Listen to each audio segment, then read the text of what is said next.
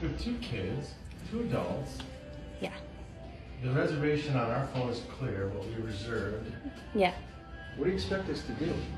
Well, with that one, we could get you checked in. It came in as a king suite reservation, so it has a king bed and a sofa pull-out couch. What do you expect us to do? We have 2 kids and us. We can't all sleep in a king bed. That's ridiculous. Yeah, I understand. It's the way that Booking.com sends us the reservation, so all that we have is that, and we're sold out for tonight. Okay, I get that. So what do you expect us to do? That's my question. Well, that's what I'm saying. Yes, so we could either check you into the room or we could cancel the reservation. That's the only 2 options. And sleep in our car? No, I'm not. Yeah, I mean, where else are we going to go? What's up, everybody? Major Retired Richard Ojeda here, and working in retail and customer service are some of the most stressful and unappreciated jobs out there, and the customers think they are always right.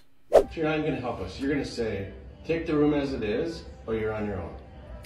What I can do to help you guys is get you guys checked into the room that has the king bed and the sofa pull-out couch, but apart from that, we don't have any other rooms to check you guys into.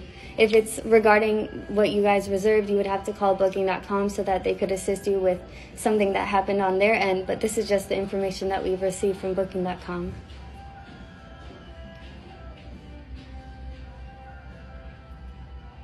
Who hasn't checked in? What else is available with more beds? We don't have any other rooms available. Who hasn't checked in yet? These rooms are reserved. I can't take them from somebody that's already reserved a room.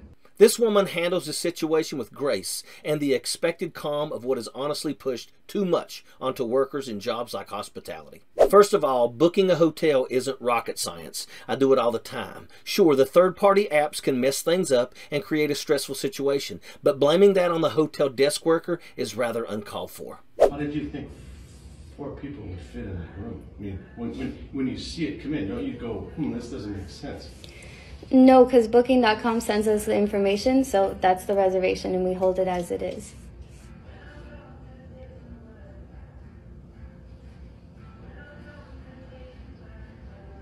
So you think 4 of us can sleep in that room? That's your suggestion? I'm not too sure how you guys were going to, do the setup in there. We just have the reservation as it was sent in to us.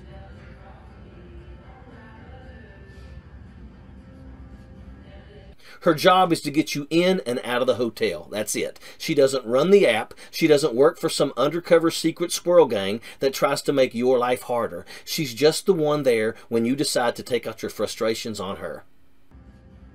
And you have no other alternatives to solve it? We're completely sold out for tonight.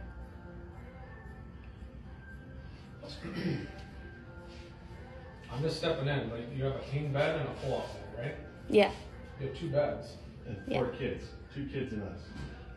And Yeah, it's none of your business either. What are you doing jumping into this? It's not. Well, look, I mean, I don't think that it's none of your business. I'm just saying there's 2 beds. Okay, yeah, shut it. I'm good. That's not really respectful. I think we can just go ahead and cancel your reservation. Then what are we going to do? I'm not too sure, but there are a lot of hotels in the area. Why don't you just sit tight for a second? I will. I'll be here till 11. We saw an uptick in this during the pandemic, and it's sad. Those praised as heroes and essential workers were treated like absolute garbage from customers and managers alike. The entitlement coming from this person speaking to her is infuriating, all while she is calmly trying to explain the 2 options that she has for these people. It's in very plain English, and it sounds like he doesn't speak that without some real condescending tone behind it. I can only imagine how he may speak to other women in his life, and that's beside the point. Then this man goes to the length of spitting on the floor in a hotel lobby, so I figure he must have been raised in a barn if he's going to do that on someone else's property.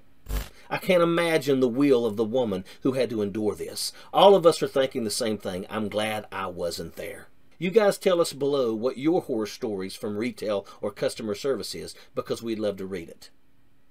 Can't say I would be as calm and kind as this worker was, because this kind of talking down and berating people is a no-go for me. When you feel comfortable speaking to strangers in this way, and when you feel as though the world owes you something for showing up, you may be a lost cause. I'm just thankful that someone stepped in and tried to help. Good on them. But it sounds like this guy needs a tall glass of shut up from somebody before he gets the picture. Y'all, please be kind to workers unless they are going out of their way to be disrespectful to you. They are people with lives who have things to do and places to be outside of a workplace pleasing you. It costs absolutely nothing to be a little nicer to someone who is trying to help you, and that's a fact. Sappers clear the way, airborne all the way.